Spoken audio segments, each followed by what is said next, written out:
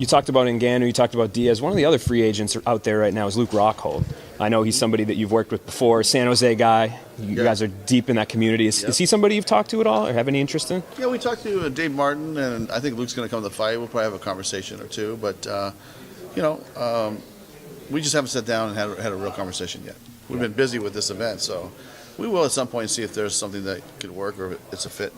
Yeah, and then obviously with this event, one of the fighters that's here but was supposed to be on the card and is not competing is Vadim Nemkov. Any sort of update on him or the situation with, are you guys keeping the Yoel fight? Like, what's the plan going forward with him? Yes, we definitely want to keep the Yoel fight, and so when he's healthy from his injury, we'll put that fight together again.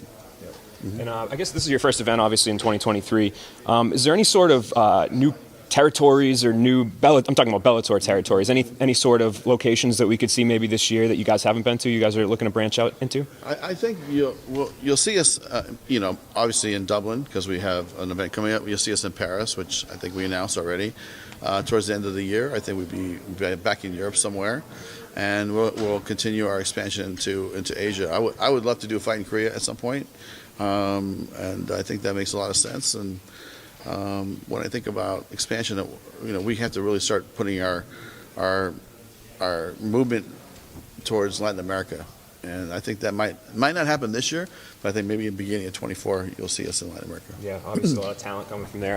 You mentioned Asia. I think Saki Gabar did some press last night, maybe, and he was saying that you guys had already been in touch about potentially doing, another cross-promotion event. Do you think that will be a New Year's thing, or do you think that we could see it before then? I honestly don't know, because when I asked I was like, well, who are you going to fight?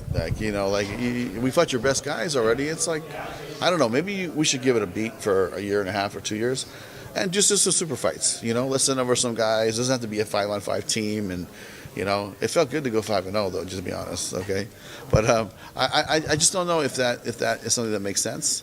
We will support him, and he's coming out here for the fight to see Fedor's final fight, so he will be here. You can ask him yourself that question. Yeah, and you talked about the legends that are going to be in attendance on Saturday. Can you talk about that a little bit more? Just elaborate. Was that something you guys kind of, when you started to get those names, did you kind of have this idea, or was it just the sheer amount of people that reached out to you? It was really an organic process, and the first guy that reached out was Mirko Krokop, right, and said, I would like to come and give Fedor some flowers on his retirement fight. It's very like a Japanese traditional, post-fight ceremony is to give flowers, and he's still trying to make it over here, so we'll see if he gets here. But then started getting calls from different fighters that are likely legends in the sport, saying, "Hey, I want to come watch Fedor's fight." And then Randy called, and I called Mark Coleman and said, "Hey, this is the fight. Would you like to come?" And I invited him, and then talked to Chuck and Frank and Henzo and Josh Barnett, said, "I want to come."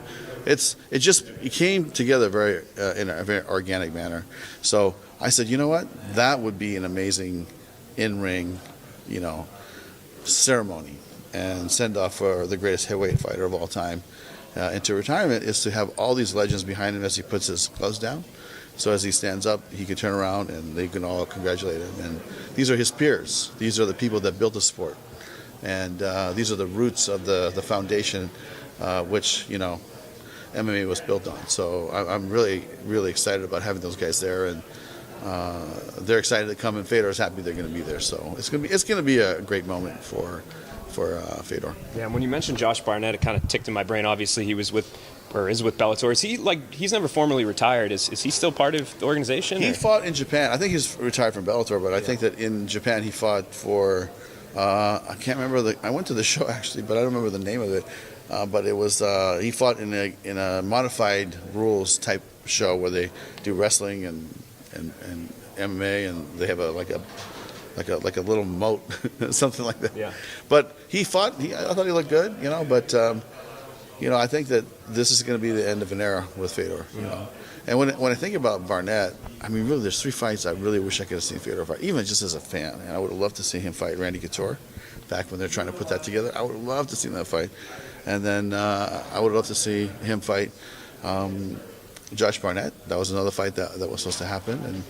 And I think there's one more. I would love to see him fight Anderson Silva, maybe 5 years ago. I mean, how amazing would that have been, right? Yeah. So, to me, there were some great fights that didn't happen for whatever reason. But, it just wasn't meant to be, and that's how Fedor feels. To ask you about some of the other stuff going on, you also announced the return to Temecula in March, and notably the featherweight fight between Leah McCourt and Kat Zingano. I think people are wondering, what happened with either one of those women just fighting Cris Cyborg as the next title defense. Yeah, to me, this is an elimination fight. Cris is still under contract, and we're talking to her about when she can come back, when she'll be ready.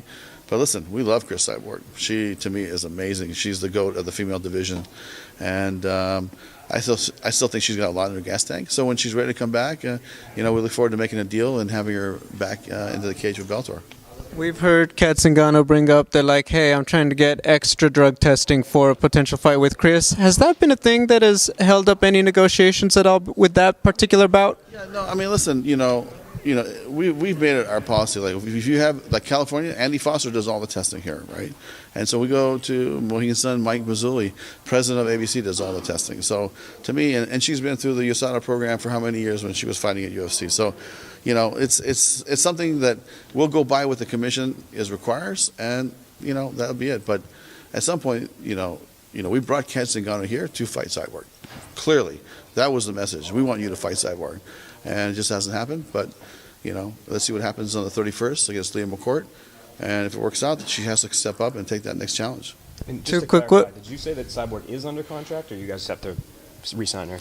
She's under contract. It's like a matching period Gotcha. kind of thing.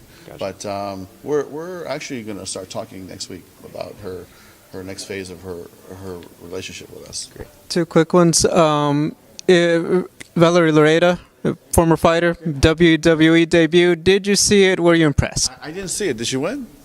She did not, but she had a good highlight on social media. Okay, great. I'll go look for it, but I didn't see it. But listen, I wish her well, man. She's a nice kid, and she has dreams to be a pro wrestling star. I wish her luck. And if she ever wants to come back, then she can come back and fight in Bellator.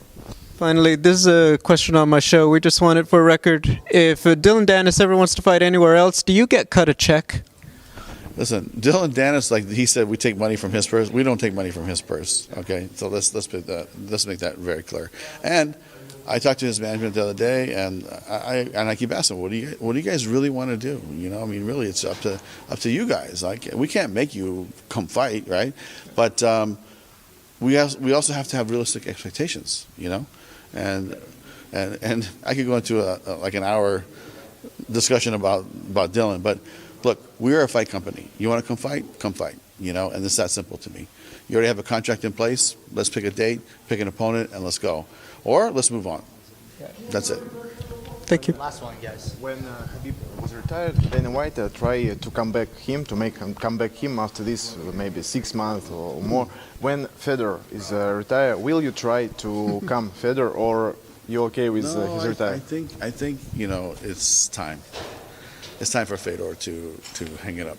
He's had a great career, and he's in a big fight. Let's enjoy the fight.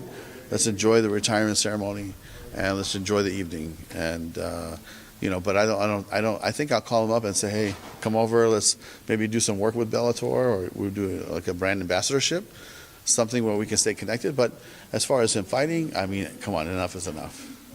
Get one question, please. Last question. We talk on press conference about challenge with ACA League in Russia, and they call you maybe 3 years ago, your league, I mean, and you heard something about ACA. Maybe you know something about ACA. I know the league, but I never talked to anybody over there.